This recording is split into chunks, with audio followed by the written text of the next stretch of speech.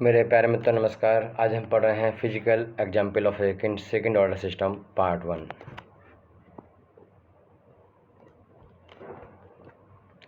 पहला एग्जाम्पल लिया है मैंने सेकेंड ऑर्डर सिस्टम का U2 मैनोमीटर। U2 मैनोमीटर एक सेकेंड ऑर्डर सिस्टम का बेस्ट एग्जाम्पल है। हम देखेंगे ट्रांसफर फंक्शन इसका किस तरीके से सेकेंड ऑर्डर को फॉलो करता है। ठीक, हम यहाँ पर मान लेते हैं कि हमारे पास एक U2 मैनोमीटर है।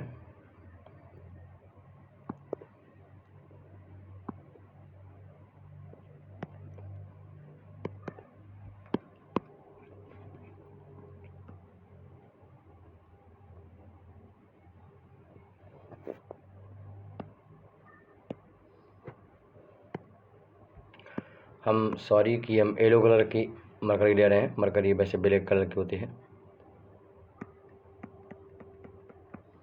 हमें मरकरी को येलो कलर दिखा है कि मरकरी भरी हुई है। इसमें मरकरी चिपकती नहीं दीवारों से। इसका वेपर प्रेशर जो है ज़्यादा नहीं होता है और एक्सपेंशन इक्वली होता है, इसलिए इसको लिया जाता है एज ए लिक्विड। और बॉइलिंग पॉइंट पे अच्छा खासा होता है। यहाँ पर हम और प्रॉपर्टी वैसे लेते हैं। मैंने एफएम में आपको पढ़ाया है, इसकी यहाँ पर लेने की क्या वजह है। यहाँ प्रेशर P1 है पहले लिंब पर, दूसरे प्रेशर पर P2 है। पहले पॉइंट पर प्रेशर P1 जो है ज़्यादा है P2 से। इसका मतलब है कि लिक्विड यहाँ से यहाँ मूव करने वाला है। ठीक, तो लिक्विड मूवमेंट है वो इस तरीके से होने वाला है। इन दोनों के लिंब में जो हाइट का डिफरेंस है, जिसकी वजह से अनइवन फोर्स क्रिएट हो रहे हैं इसमें, वो H है। राइट, इसमें भरा हुआ क्या है? इसमें भरा हुआ है हमारा मरकरी। ठीक, एक एवरेज स्पीड से ये मूवमेंट कर रहा है। एवरेज स्पीड से मूवमेंट कर रहा है क्योंकि प्रेशर डिफरेंस है, इसलिए ये मूवमेंट कर रहा है। मूवमेंट कर एवरेज स्पीड कर रहा है। हमने मान रखा है लेमिनार कंडीशन में ये मूवमेंट कर रहा है। ठीक, तो ये सब कहानी हो गई इसकी।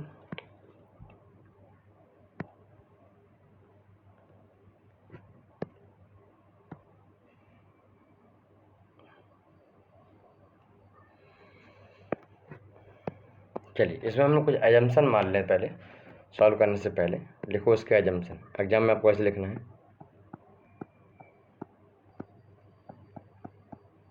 एजम्पशन क्या क्या है? कभी एग्जाम्पशन लिखने को आ जाता है या फिर गेट एग्जाम में 4 विकल्प दिए हों, इसमें एजम्पशन कौन सा नहीं है। पहला एजम्पशन है कि इस पूरे सिस्टम में जो क्रॉस सेक्शन एरिया यहाँ पर है पाई आर स्क्वायर, एक कांस्टेंट है हर जगह पर। तो यूनिफॉर्म क्रॉस सेक्शन एरिया, अब वो कितना है? पाई आर स्क्वायर है। पाई आर स्क्वायर है या फिर डायग्राम में π/4 d स्क्वायर है। दूसरा देखो, हम जब प्रेशर से डीलिंग करते हैं तो हो सकता है प्रेशर लगाने पर लिक्विड दब जाता है, डेंसिटी उसकी चेंज हो जाती हो, वॉल्यूम चेंज हो जाता हो। बट हम ये मान लेते हैं कि वॉल्यूम में कोई चेंज नहीं हो रहा है। इतना बड़ा फ़र्क भी नहीं पड़ेगा। लिक्विड को कंप्रेस करना इतना आसान नहीं है। तो हम बोल सकते हैं कि यहाँ पर अजम्पशन हम मानेंगे कि वॉल्यूम जो है मरकरी का कैसा है? कांस्टेंट है। Volume of mercury is constant.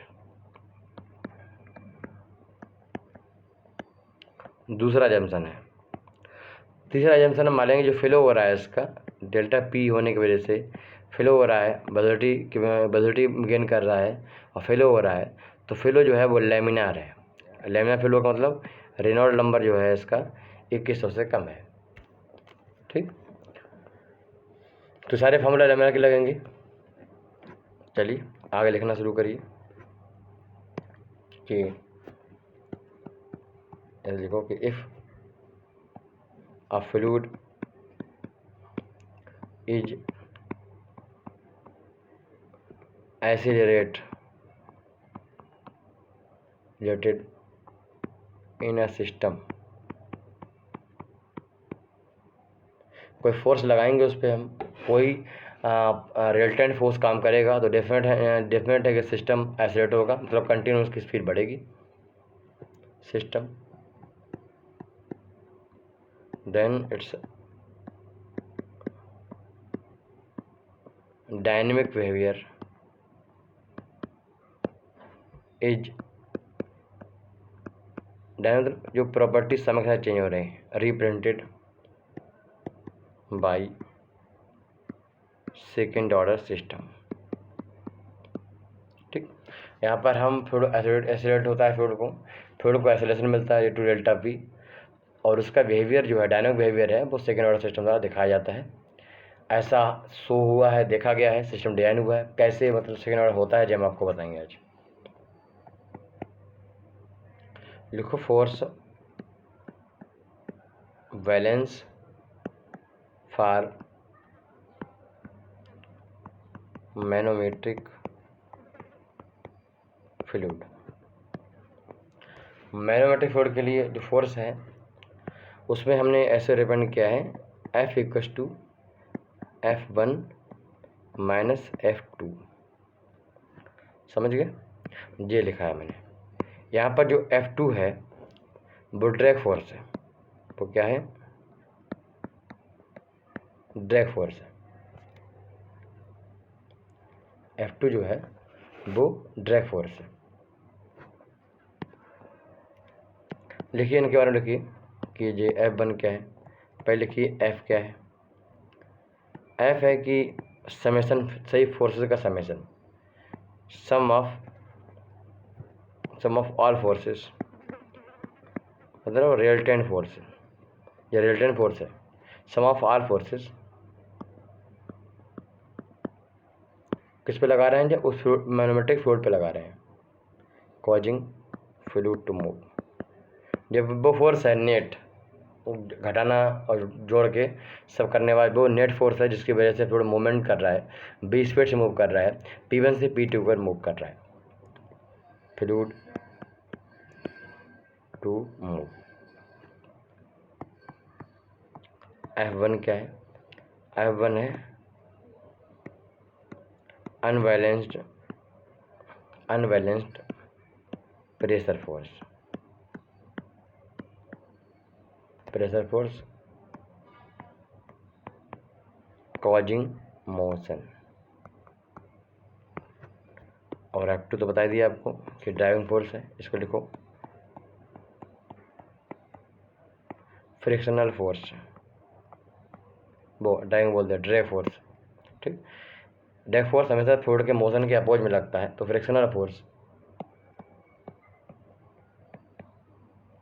Opposing motion, जो मोशन का विरोध करता है। अब हम क्या करेंगे, इस इक्वेशन में, इक्वेशन नंबर 1 बोलते हैं, इस इक्वेशन नंबर 1 में ये सब F1 F2 F की वैल्यू पुट करेंगे, सॉल्व करेंगे बस आंसर।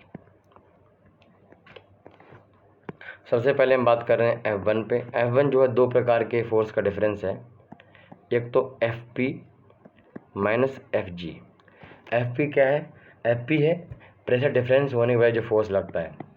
तो अगर प्रेशर P1 है, P2 डिफरेंस निकाल दें और एरिया से मल्टीप्लाई कर दें तो जी आ जाएगा। बात समझ में आ गई। ये क्या है, जी Fp है। P1 जो पहला फोर्स लग रहा है P1 की वजह से लग रहा है, तो P1 इंटू एरिया वो फोर्स हो गया, और दूसरा फोर्स लग रहा है P2 वजह से लग रहा है, वो P2 इंटू एरिया, दोनों घटा देंगे, है ना। P1 π/4d² minus P2 π/4d², common ले लेंगे, π/4d² तो आ जाएगा P1 माइनस P2 Fp, तो जे फोर्स हो गया। नंबर 2 Fg क्या है, Fg फोर्स जो रिजल्टेंट हमारा नेट हाइट कितनी डिफरेंस है h, जो इसमें h हाइट का डिफरेंस है ए वाला, जो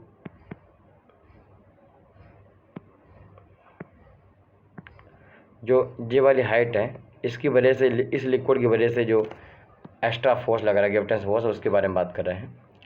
तो फोर्स क्या होता है, ग्रेविटेशन फोर्स m इंटू जी होता है। m क्या होता है, वॉल्यूम इंटू डेंसिटी होता है। वॉल्यूम इसका कैसे निकालोगे, वॉल्यूम इसका height into area, area π/4d², ये हो गया वॉल्यूम। डेंसिटी इंटू जी, समझ गए। तो रो G H pi by 4, G हो गया rho G H pi by 4 D square. तो ये तो हो गया एफ जी, ये हो गया एफ पी। अगर एफ एन जी दोनों घटा दो, F P minus F B घटाओगे, दोनों में पाई बाई 4 है, कॉमन ले लोगे तो पी वन पी डी को डेल्टा पी बोल सकते हैं, माइनस रो जी एच, और इनमें है पाई बाई 4 डी स्क्वायर। तो भैया एक तो एक्सप्रेशन आपका सॉल्व हो गया जो आपको एफ वन चाहिए था। अब देखते हैं जी एफ टू क्या है। एफ वन समझ में आ गया, अब इधर सॉल्व कर लेते हैं एफ टू। एफ टू क्या है देखो, एफ टू क्या फ्रैक्शनल फोर्स है, डायरेक्ट फोर्स है। डायरेक्ट फोर्स क्या होता है, एरिया, एफ क्या है, फैक्टर है ना, हाँ फ्रैक्शनल फैक्टर है, और into half rho V square, V is the average velocity, है ना। तो एफ क्या है, एफ फ्रैक्शनल फैक्टर, लेमैन का अलग होता है, टर्बुलेंट का अलग होता है। लेमैन के लिए क्या होता है 16/RE, और टर्बुलेंट के लिए कितना होता है 0.44। तो हमें लेमैन फ्लो हमने मान रखा है, तो F equals to 16/RE। RE Reynold number, Reynold number क्या होता है, rho B D upon mu, rho B D upon mu, नीचे क्या म्यू, तो सॉल्व करेंगे तो म्यू ऊपर चला जाएगा, तो ये तो एफ आ गया। तो एफ टू क्या हो गया, एरिया। एरिया क्या है, वो एरिया जो कि रोल प्ले कर रहा है, किस में रोल प्ले कर रहा है, टोटल पाथ में जो फ्रैक्शन क्रिएट कर रहा है। ये ट्यूब है पूरी, मान लेता हूँ पूरी ट्यूब जो है यहाँ से यहाँ तक, जहाँ तक लिक्विड भरा हुआ है इसमें, हमारे यहाँ तक भरा हुआ है, तो इस ट्यूब की जो लेंथ है वो यहाँ से यहाँ तक एल है, क्या है एल है, मतलब पाथ उसका एल लंबाई का है, समझे ना बात को। देखो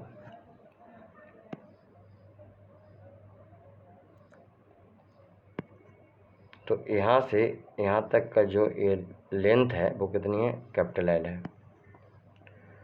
तो इस लेंथ में जो पाइप है उसका चारों ओर का एरिया लेंगे ना, ऐसे करके ए वाला एरिया लेंगे, ए वाला एरिया लेंगे चारों ओर का, जिससे कोई लिक्विड उसी टच में है, तो ये क्या होता है 2πRH, मतलब πDL, जे हो गया ए की वैल्यू,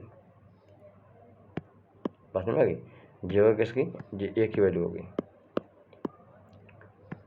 πDL, समझ गए। एफ कितना है, F 16 mu upon rho V D, B है ना एवरेज वेलोसिटी है,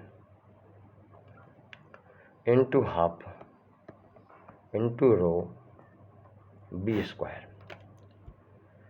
अब मेरे प्यारे इसको समझो, बी से बी कैंसिल, 2 से जी हो गया 8, म्यू पाई, डी से डी कैंसिल, रो से रो कैंसिल, क्या बचा 8 म्यू, बी या फिर यू कुछ भी कह लो, इसको हम यू बोल सकते हैं, मान लो यू एवरेज यू है, यू और पाई है और एल, ठीक, ये क्या है F2 है।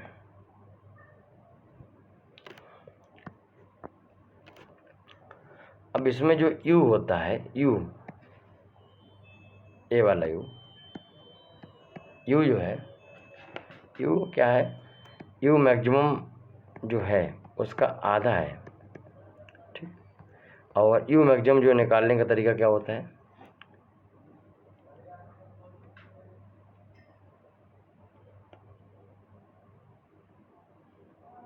समझो इसको, यहाँ पर जो यू मैक्सिमम क्या होता है DH/dt, यू मैक्सिमम को दिखाते हैं DH/dt से, ठीक, DH/dt से यू को दिखाते हैं।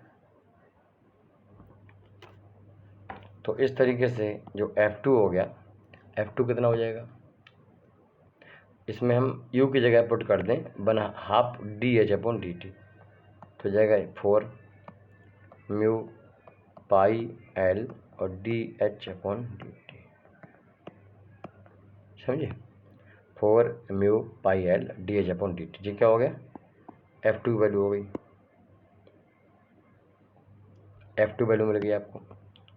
अच्छा, फिर F, अब जो रिजल्टेंट है F, तीसरी बात है वो क्या है, sum of all forces causing fluid to move.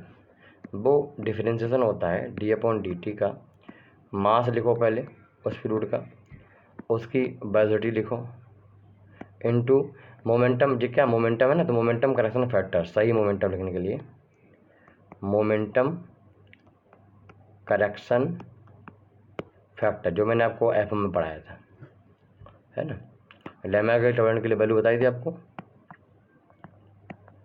अब जो मास है, mass rho into volume, volume into average velocity, और इसको बोलते हैं बीटा करेक्शन फैक्टर को, क्या बोलते हैं उसको, उसको बोलते हैं करेक्शन फैक्टर को बीटा, ठीक।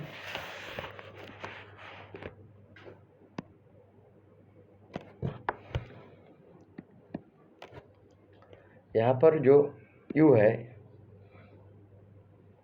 तो u एवरेज अपॉन dt, रो b वॉल्यूम है और बीटा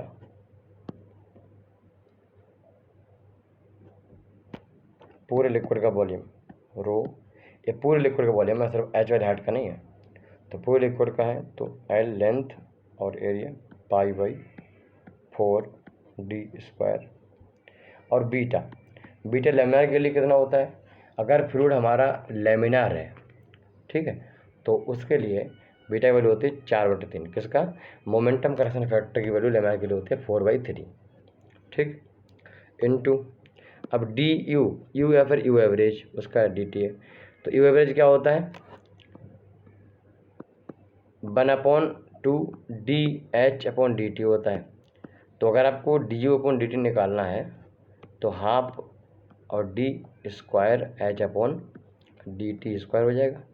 अरे u की वैल्यू इतनी है, इसका du/dt करो तो डबल डिफरेंशिएशन हो जाएगा ना, तो भैया ये आ गया 2 काटने पर, तो π/4d² कॉमन ले सकते हो, हटाओ इसको तुम रो एल और मान लो 2/3 रो एल और π/4d² इंटू d²H/dt²। ठीक, क्या हो गया जी, हो गया एफ। तो तीसरा फोर्स मिल गया आपको यहाँ से, अब सारे फोर्स मिल गए आपको।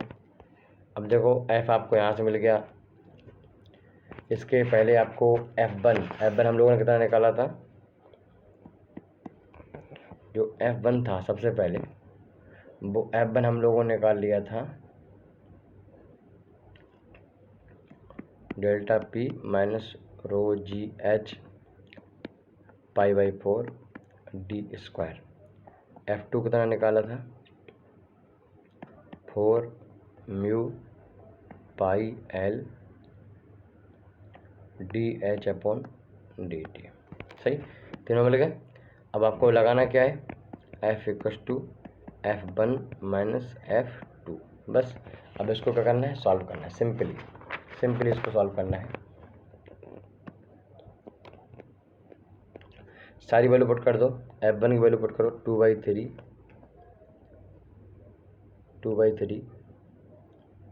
Rho L π/4d²,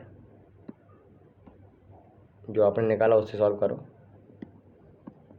equals to F1 की वैल्यू डेल्टा P क्या है, P1 P2 है, रो GH π/4d², F2 value put करो 4 म्यू पाई L dH upon D T.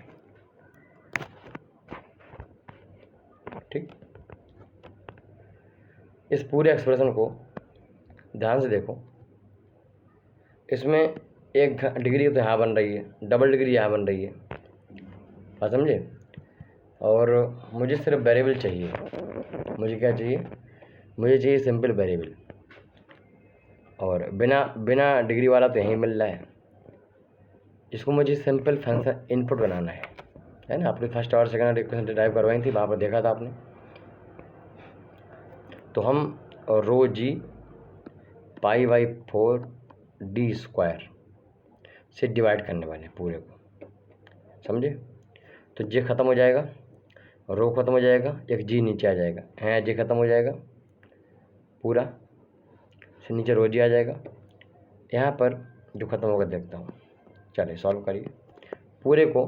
देखो पूरे को डिवाइड करने पर किससे, इससे रो जी π/4 डी स्क्वायर से डिवाइड करने पर 2/3, रो कैंसिल हो जाएगा, एल बचेगा, नीचे जी आ जाएगा, π/4 उसका डी स्क्वायर गायब हो जाएगा, D square H upon D T square, सही, equals to delta P minus rho G H upon rho जी।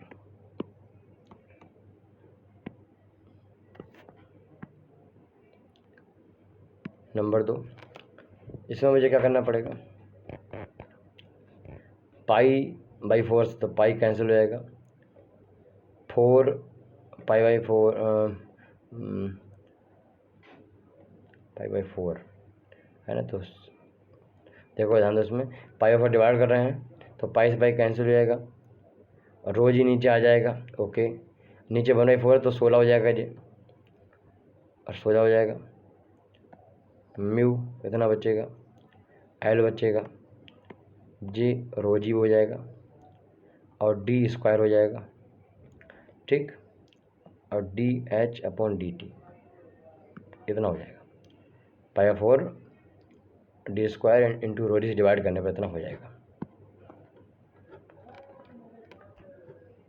थोड़ा साइज लिख लेते हैं इसको, सेकेंड ऑर्डर इक्वेशन तरह, एल अपॉन जी, ये कोफिशिएंट हो गया पूरा, एल लेंथ कांस्टेंट है, जी कांस्टेंट है, इधर ले आओ, 16 कांस्टेंट है, म्यू कांस्टेंट है, लेंथ कांस्टेंट है, डेंसिटी कांस्टेंट है, जी कांस्टेंट है, डाया कांस्टेंट, पूरा कांस्टेंट हो गया, D H upon D T, delta P minus rho G upon rho G, density constant, G constant है, rho constant, G constant, delta P variable है, समझ गए। तो इतने में आपको समझ में आ गई।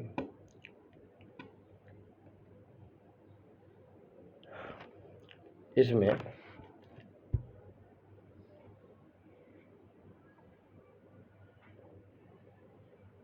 क्या कर सकते हैं,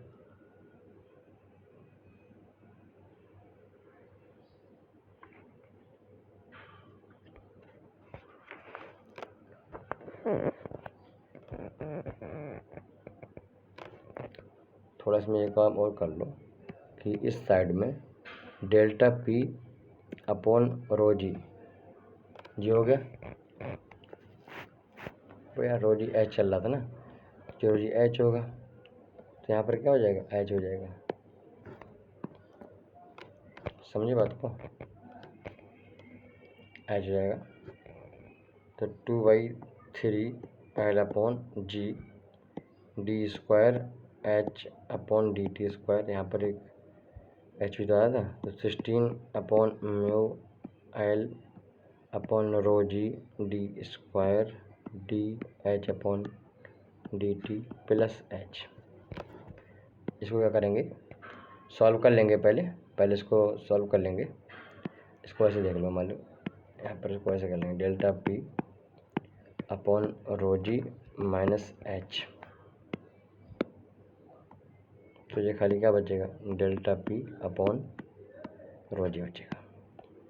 यहाँ पर हाइट क्या है, वो आउटपुट है, जो हाइट क्या है, आउटपुट है। या डेल्टा पी में चेंज करोगे तो हाइट चेंज होगी, तो डेल्टा पी क्या है, एक इनपुट है, तो डेल्टा पी एक इनपुट है और हाइट इसमें क्या है, आउटपुट है, समझ गए। इसमें जो डेल्टा पी है वो क्या है, एक इनपुट है, अगर आप इसमें चेंज करोगे तो हाइट भी क्या करेगी, चेंज होगी। हमें इसमें रिलेशन चाहिए, तो क्या करना पड़ेगा हमें, ये अब जो अनस्टडी स्टेट में है, अब एट स्टडी स्टेट में चाहिए। तो 2/3 L/G D square HS upon DT square plus 16 mu L rho G D square DHS upon DT plus HS बराबर delta PS upon rho G. ठीक है, डेल्टा PS अपॉन रो जी। अब equation number 2 बोल दिया हमारे उसको, जो भी इक्वेशन है आगे इन दोनों को घटा देने का। जो घटा दोगे तो फिर ये डिवीजन फार्म में आ जाएंगी, उनको आप कैपिटल से रिप्रेजेंट कर सकते हो बाद में। चलो लिख लेते हैं एक बार, 2/3 L/G D square H minus HS upon DT square plus 16 mu L upon rho G D square DH minus HS divide by DT plus H minus HS equals to delta P minus delta PS SSD से difference upon rho G. ठीक, rho जी से divide कर रहा हूँ। तो हमने क्या किया है, हमें इंट्रोड्यूस करवाना है डिवीजन वेरिएबल। तो H माइनस HS जहाँ पर है हमने उसको कैपिटल ST बोल दिया है, और जहाँ पर delta P minus delta PS है उसको हमने डेल्टा P कैपिटल P बोल दिया, सिंपल।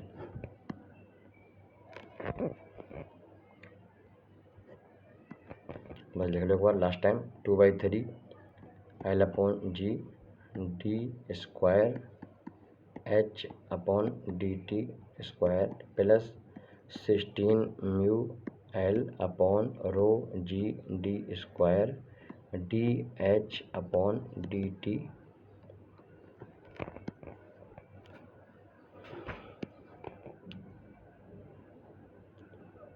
यहाँ पर हो गया ST equal to delta P, this is the input, delta P this is the input, delta P is the time function of time. ठीक है, अब लिखो लाप्लास लेने पर, take in Laplace 2/3 L upon G। अब देखो उसमें क्या होगा, ये S स्क्वायर आएगा और HS आएगा, बस समझ रहे हो, माइनस S आएगा और H की वैल्यू 0 आएगा, माइनस H डैश 0 आएगा, और ये सारे टर्म क्या होंगे, 0 हो जाएंगे। जब भाई हम डेल्टा P और था नहीं उस समय, नहीं था तो लेवल में डिफरेंस आएगा नहीं, है ना, बताते हैं अभी। प्लस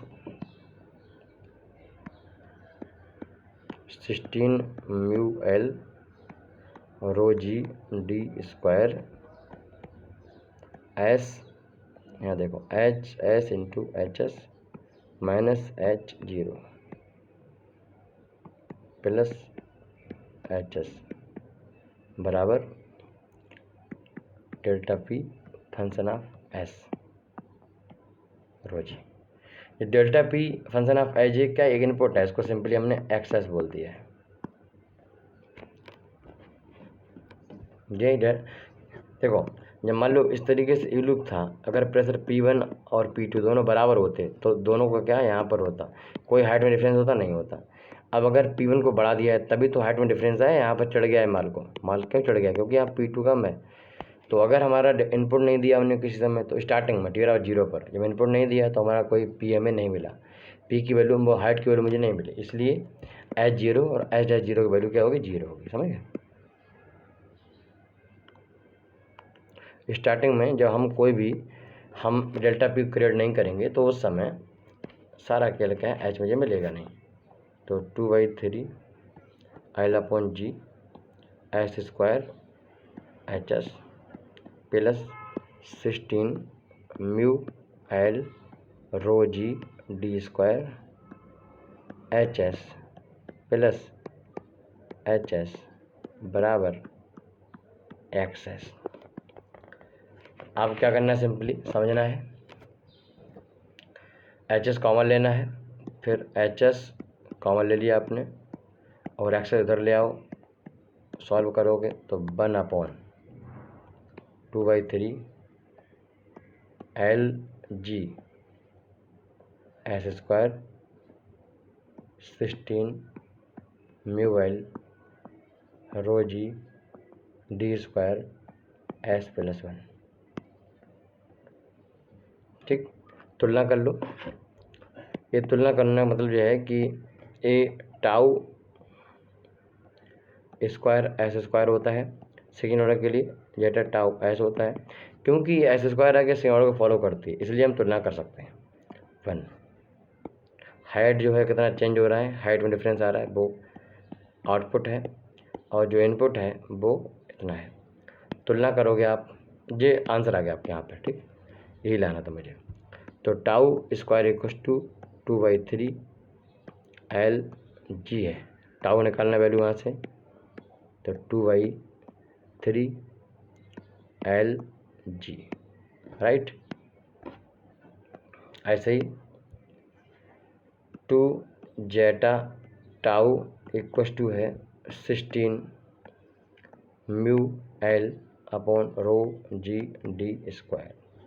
यहाँ से जेटा निकाल देना है आपको, 2 इंटू जेटा इंटू √2/3 LG। समझ गए? आप सॉल्व करो तो जेटा इक्वस टू कितना आ जाएगा, 8 म्यू रो D स्क्वायर 3L2G जितना जेटा। ये वैल्यू आपको यहाँ निकालना है, सवाल कंप्लीट हो गया। तो फाइनली आपने समझा कि हमारा जो U2 मैनोमीटर है वो सेकेंड ऑर्डर को सिस्टम को फॉलो करता है। ठीक, तो उसके लिए जो आउटपुट मतलब हेड में जो डिफरेंस है लैप्लास फॉर्म में, डिवीजन फॉर्म में, लैप्लास ट्रांसफॉर्मेशन के डिवीजन फॉर्म में, और इनपुट इन दोनों रेशियो है ना, ट्रांसफर फंक्शन वो कितना है, 1/μ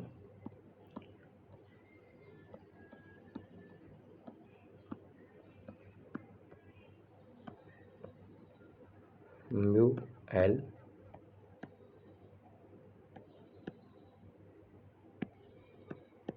प्लस। यही आपको लाना था। लास्ट में आना ड्राइविंग फोर्स, वो अपना ब्लॉक डायग्राम। तो आउटपुट इसका ये है और इनपुट इसका ये है, और ये है ट्रांसफर फंक्शन जो आप देख रहे हो। ठीक, तो ये थी कहानी इसकी। ऐसे आगे हम पढ़ेंगे थर्मोमीटर और डैम्पर। फिर मिलते हैं, नमस्कार।